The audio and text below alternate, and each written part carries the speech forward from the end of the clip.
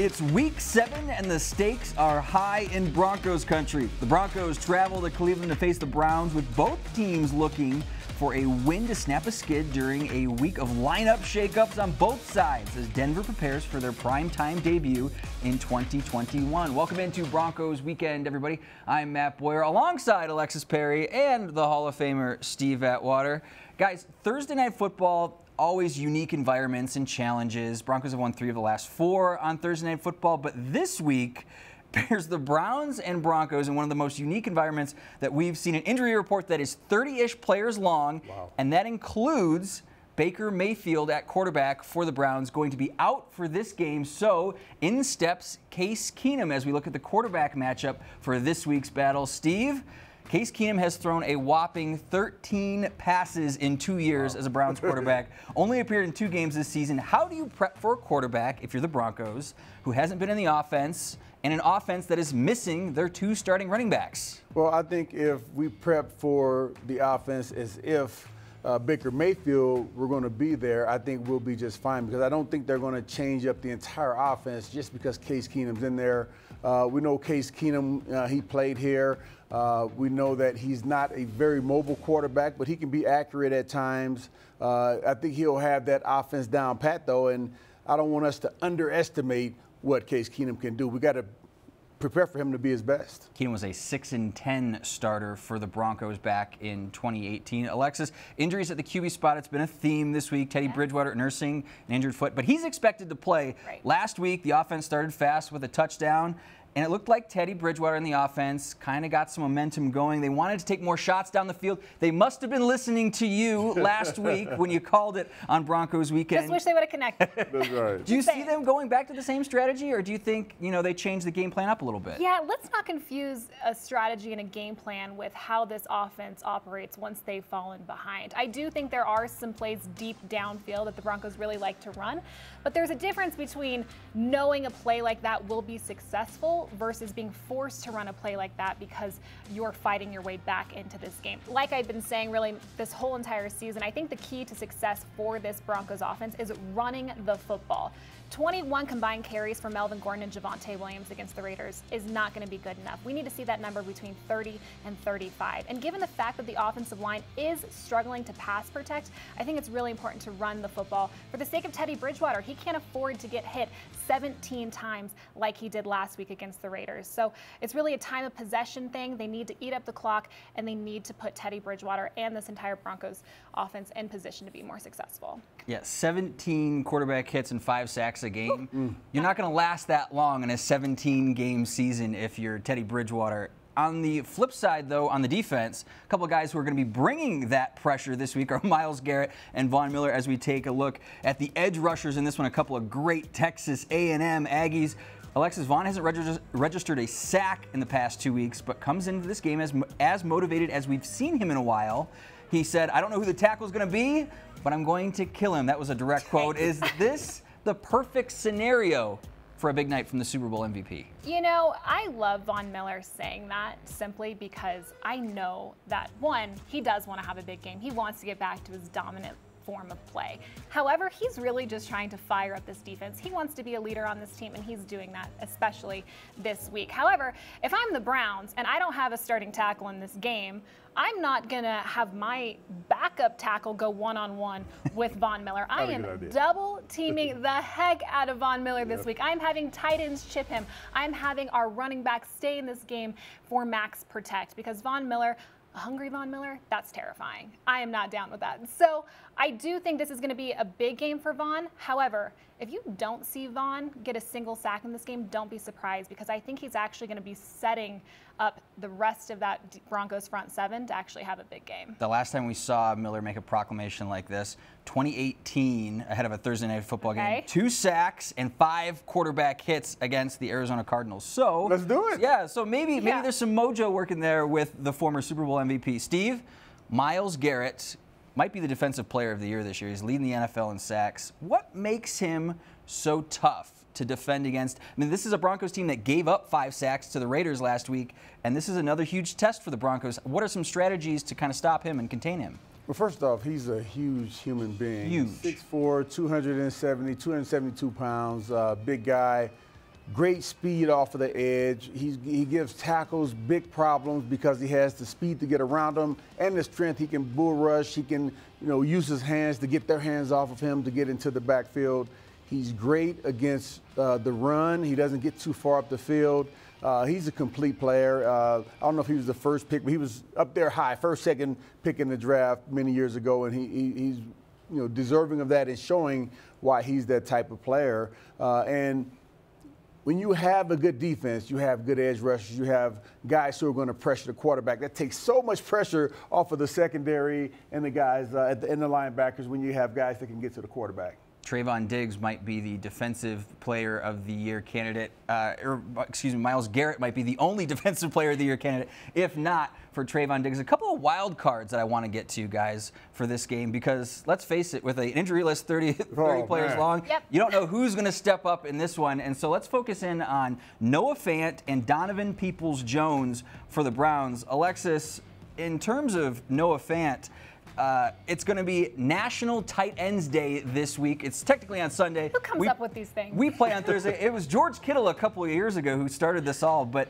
it feels only fitting we take a look at Fant. 3 touchdowns this season. That ties his career high for a season. What type of game changer can Noah Fant be for this team the rest of the way? Noah Fant could be the game changer this week and the rest of the way, as he has been able to be in every single game that he's played in since he entered the league.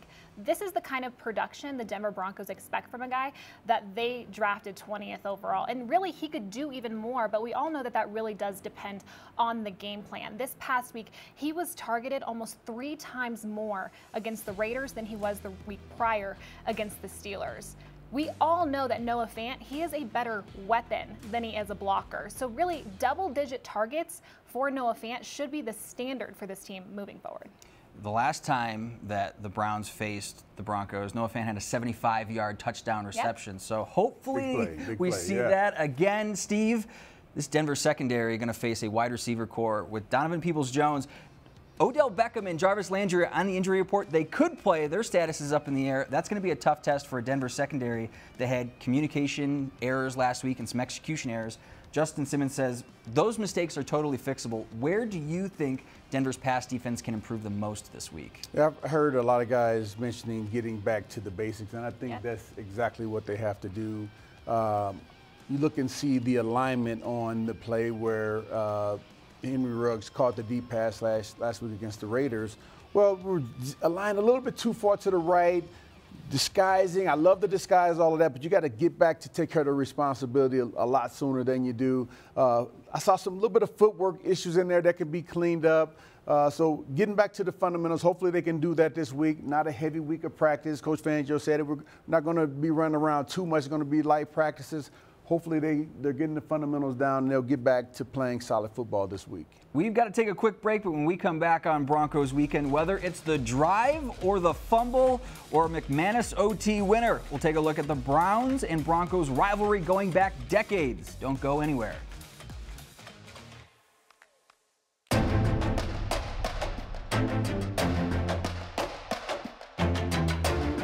Of all the teams in the NFL, few have endured more heartbreak at the hands of the Denver Broncos than the Cleveland Browns, with Denver owning a record of 24-6 against the Browns coming into 2021. The Broncos have won 8 AFC championships in franchise history, with 3 of those coming at the expense of the Browns. In the 1986 playoffs, John Elway led one of the most remarkable comebacks in NFL history, known simply as the drive, as the Broncos rallied to beat the Browns in overtime 23-20 for a spot in Super Bowl 21. The next year, it was the Denver defense saving the day as Jeremiah Castile's forced fumble of Ernest Biner at the goal line preserved Denver's lead and gave the Broncos a 38-33 win for back-to-back AFC titles.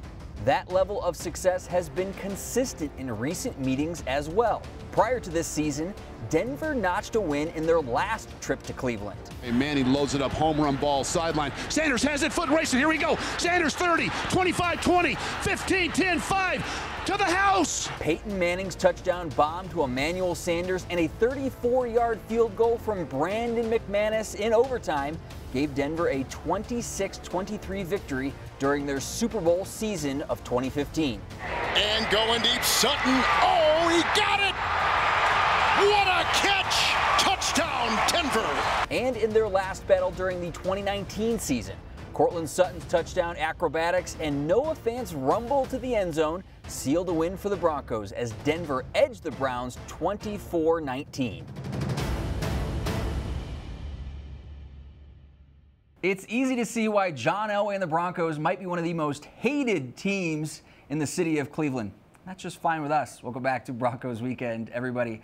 Okay, Steve, some of those historic Browns-Broncos matchups. Broncos haven't lost in Cleveland since 1989, your rookie season in the NFL. Now listen, you guys lost in the regular season, but you took care of business in the AFC Championship game in '89 to reach the Super Bowl.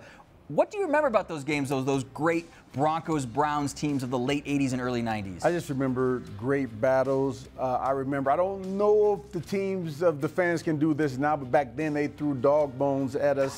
Oh, the dog food. It was, sure, the dog pound, famous. Yeah, of the bones. And that was really intimidating. We had to move the ball to the other end of the field because they were throwing so much stuff at us. But just great competition, great rivalry. Yes. Fortunately for us, we've gotten the best of them over the years. Hopefully we can continue that here on Thursday. I know we've talked a lot about the Browns' injuries so far in the show today, but I want to talk a little bit about the Broncos' injuries. And one of the big ones that didn't get a lot of headlines last week was Alexander Johnson out for the season with a torn pectoral muscle. This one's big, though, Steve, because you've got Josie Jewell already out. Baron Browning is in the concussion protocol. So if you're Vic Fangio, how do you compensate for losing those guys? Obviously, Justin Stronad's going to play a very large role this week at inside linebacker, but are we going to see more dime looks? How does Vic Fangio compensate? Well, I think the Cleveland Browns, knowing our inside linebacker position, will probably come out and try to establish the run. They've been very good at that. Unfortunately for them, Nick Chubb and Kareem Hunt won't be playing. And so the other back, Dearness Johnson, he's a shiftier running back. He's not as big and powerful as those other two running backs, but I think he can be effective as well if they stick to it and they make their minds up they're going to run the ball. We got to focus on making sure that the linebackers that are in there know which holes to fill, and know the adjustment. That's going to be the biggest thing, I think, is when they go in motion, understanding what you have to do on the second end of it. When you break the huddle, you know what to do, but when they make the motions, that's when things change, and they got to be able to make those adjustments quickly. Steve, I want to talk a little bit about this current skid that the Broncos are on. Losing's not fun. We've heard from Broncos fans. They're restless. They need a win this week. You were in the midst of a long skid back in 1990, 6 games. That was the longest of your career. I know it's tough to talk about, but don't remind me of that, Matt. When you hit a skid like that, though, Steve, how do you get the momentum flipped? What's the most important thing to think about to flip back to the win column? Well, I would say, first of all, stand together in the locker room, guys not arguing with each other, instead making sure that you're on the same page, trying to do things right. But one thing that is important is making sure that everybody is flying around on the field, playing from the start of the play until the whistle blows. Unfortunately, I've seen some plays where it didn't look like everyone was giving 110% to the whistle. And that's a big part of having a successful team and coming back from a losing streak is everybody going at it, and hopefully we'll see that on Thursday. A win puts the Broncos record, Steve, at 4-3, still very much in the AFC West hunt and the hunt for the playoffs. So with 10 games remaining, there is still plenty of time left, Broncos country, to get things going. It's too early to panic. Don't hit the panic button. When we come back on Broncos Weekend, Alexis is chatting with NFL Network's James Palmer about why Denver's defense is uniquely equipped to face what the Browns do best. That's next. Welcome back to Broncos Weekend, everybody. For a national perspective on this week's matchup, Alexis Perry is chatting with NFL Network's James Palmer about why, despite the turnaround in quick travel, Denver might be perfectly positioned to play this banged-up Cleveland Browns team on Thursday night. Thanks so much, Matt. James, it's a short week for the Denver Broncos, who will kick off in Cleveland in about 24 hours. It seemed like the Raiders really exposed some issues for the Broncos on both sides of the ball on Sunday. So what do you see as the most glaring issue now that they've dropped 3 straight? Offensive line, Alexis. I think it's the offensive line and what went on against the Las Vegas Raiders. Teddy Bridgewater, in their walkthrough, was limping essentially the whole way up to the indoor practice facility. Now, that happens to a lot of guys, early in the week, but it's because he was hit 17 times. It's because they got so much pressure with a 4-man rush and not having to bring extra guys to get after Teddy Bridgewater. The guard play could have been a lot better, and they're going against a Cleveland Browns team that is a top 4 unit in getting after the quarterback in pressure rate, in sack rate. You look at, the guys they have up front, and Tank McKinley and Jadeveon Clowney, and the list goes on. And so Myles Garrett's the one I didn't even mention right off the bat. Yeah. So that group up front can cause so much pressure without having to bring extra guys. And Teddy Bridgewater has struggled when teams have only rushed 4 over the last couple of weeks. So that's the spot that they need to find ways to keep him protected, keep him having some time to get the football out of his hands. When teams are only rushing 4, he struggles. You don't want that. You want to be able to force teams to bring extra guys to bring that pressure on you. The offensive line needs to change what they're doing. Well, also on Sunday, the Broncos secondary, they gave up 7 plays of 25 yards or more through the air to Derek Carr and the Raiders. So what's the biggest issue going on with that group, and how did they rectify that such a short week? This is the one that jumps out at me because we're looking at this secondary when the season started, Alexis, and it was like, this might be the best secondary in all of football. And you look how deep they were, and we talked about all the injuries that the Denver Broncos have had to endure. This unit's healthy. Yep. Everybody's there. And it's kind of makes me a little nervous when Vic Fangio says we're not missing assignments. We're just not there. And Justin Simmons says, I'm a step late when I want to be here. And Ronald Darby says the same thing. That's a little bit concerning when you were a team in those first 3 games. They were giving up about 3.1 big plays a game. Now, over these last 3, it's about 7 big plays a game, almost double the total yards. That back end needs to be a strength of your unit because you're banged up in some other spots, and that needs to be a strength of your team. Luckily for Denver, Baker Mayfield doesn't push the ball downfield. Loves the intermediate, short passing game. Hopefully, that helps out a team in the secondary get back on track. Well, speaking of the intermediate to short passing game, the Broncos have lost Alexander Johnson for the remainder of the season with a torn pec. He's their green dot guy. How do you replace a guy like him?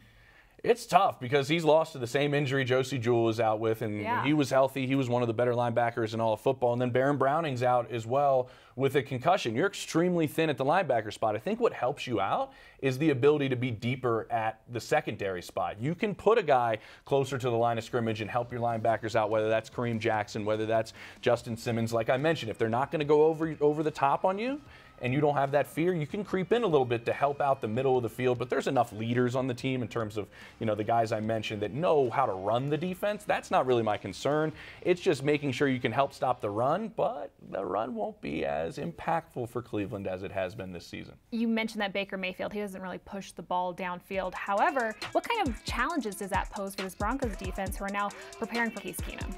Well, I think they're preparing for, on a short week, you can't throw a lot at a team. That's the biggest thing. And the coaching staff got to jump on this and started relatively early about what they want to do. And it's really the scheme. Case will operate the exact same type of scheme, maybe take a couple more shots and risks than maybe Baker would. I just hinted at the running game won't be exactly there. When they don't have Kareem Hunt, who just went on IR, and Nick Chubb's not going to be out there as well, this is a team that went into last Sunday, I think with 12 rushing touchdowns, leading the NFL, 187 yards a game on the ground, leading the NFL. Both those guys out changes everything that happens with the quarterback spot as well. And then you look at Von Miller kind of making a speech after the game, and what he wanted to do, and pointing the finger at himself, getting after the quarterback. It's going to be a little bit easier when the tackles are so banged up. The Broncos started 3-0. They've dropped 3 straight. Can you put into perspective just how important this Thursday night football matchup is for this team? It's huge, and the hard part about it is it's massive for the Cleveland Browns, which I don't want to dog the Broncos by any means, but the Browns went into this season with legit Super Bowl aspirations, one of the best all-around rosters in all of football. They're coming into this game limping even more so than maybe the Broncos are. Both teams are so desperate for a win on a short week. I think you're going to see a really exciting game the way both of them know the importance of what's happened.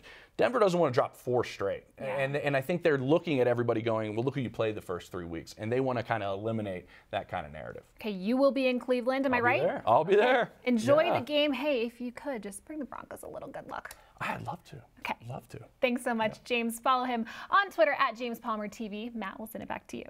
Thank you, Alexis. Okay, Steve, I see there you got your Hall of Fame ring on. Congratulations after last week. It was great to see you get that. But how do we get the gold jacket back in studio? We get that back with a win. So how are the Broncos getting it done on Thursday night? Your keys. Well, first of all, on the offensive side of the ball, I hate to keep harping on it, but the offensive line, they're going to have their hands full with Myles Garrett. He's a guy, like I said, 6'4", 272 pounds. We got to stop him. We cannot let him have a 3 or 4 or 5 sack game. He's going to be a force to be reckoned with. And on the other side of the ball, with the linebacker position, we're going to have a new linebacker playing in there because of Alexander Johnson going to IR. That guy is going to have to be able to make those adjustments when they go into motion, because I think they're going to do that to try to confuse him and get him out of position. So he's got to be on his P's and Q's to be able to help stop the run. For me, Steve, it's takeaways. Denver had 5 interceptions the first 3 weeks, 0 in the last 3 games. Vic Fangio and Donatel were harping on that all week. Case Keenum, as we mentioned, has only thrown 13 passes for the Browns the last 2 years. It's a perfect scenario for the Broncos to take advantage of the Browns for some turnovers. What do you think? I like it. Are you saying we need to blitz them?